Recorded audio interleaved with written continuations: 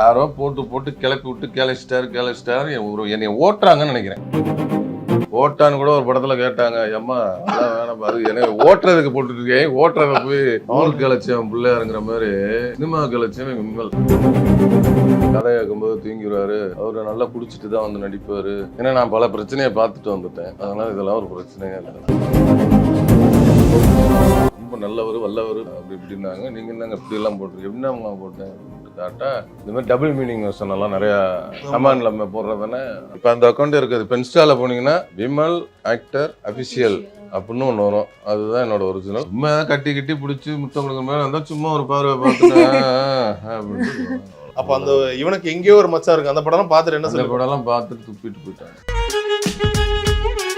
ஆசாத்தி உன்னை எண்ணி ராப்பகலா கண் விழிச்சேன், ராப்பகலா கண் விழிச்சேன், ராணி உன்னை கைபிடிச்சேன், ஓம் பொழுது போகணும் எனக்கோ பொழப்ப பார்க்கணும்.